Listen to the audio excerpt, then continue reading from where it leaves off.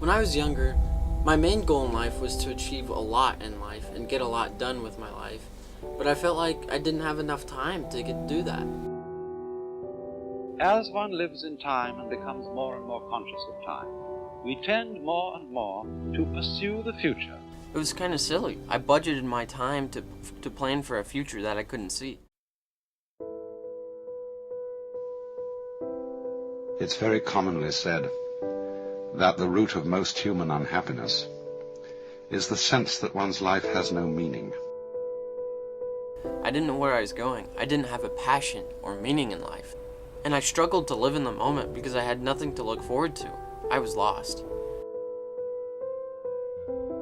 The life you're living is what you put yourself into. I came to college to find that meaning.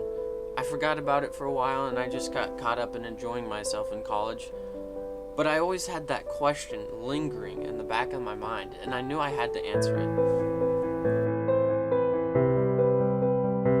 But everybody, you see, who is at all sensitive and awake to their own problems and human problems is trying to change himself. We know we can't change the world unless we change ourselves. And I knew only I could do that. It wasn't up to anyone else. I don't know what I want.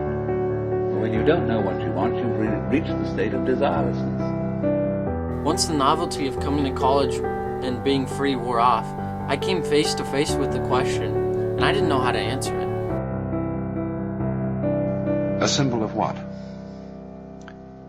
What do we want to feel?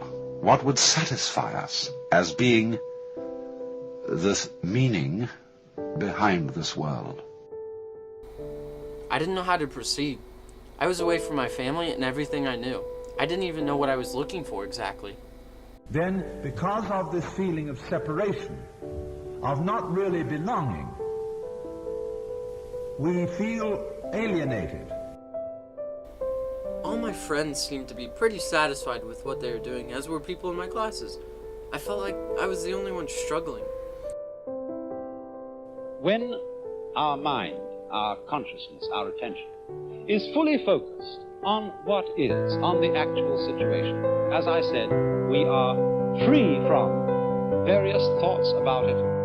Fortunately, I managed to keep an open mind and focus more on my problems. Seeing how passionate others were about all they did and the cool varieties of people and majors there were inspired me. I figured if they could be happy, so could I. What always is an essential element in the creative is the mysterious. I realized that I could use this darkness to explore what I truly wanted. I knew once I found something that could pull me out, that was my passion. So I kept looking and invested myself in my classes, and every spare moment I spent exploring things interesting to me. Have you ever heard that one song or quote and were like, that's me? Or heard someone explain something in a way and been like, exactly, that's what I was talking about. That's what I was trying to explain, or what I was thinking about. Or that moment when everything just comes together and the world makes sense. Same way in dancing. You don't aim at a particular spot in the room. That's where you should arrive. The whole point of the dancing is the dance. I first heard that quote in Introduction to Cultural Anthropology. That was that moment.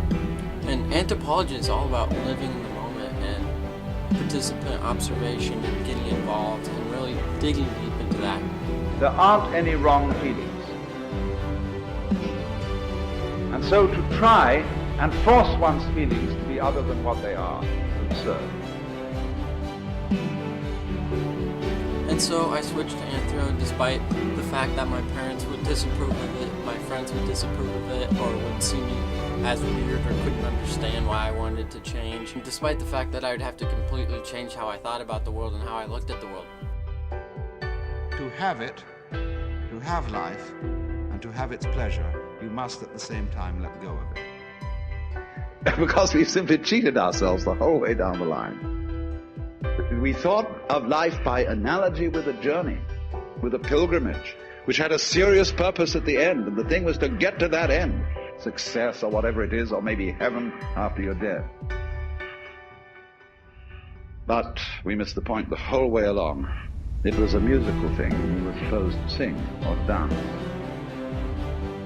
After I changed how I looked at the world, I just started living every day. That's not to say everything was perfect, but it was better than it was, and I felt like I was really going in the right direction.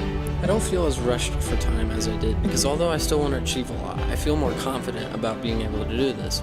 There's less stress, and more of a sense if I follow my passion and work hard, success will come.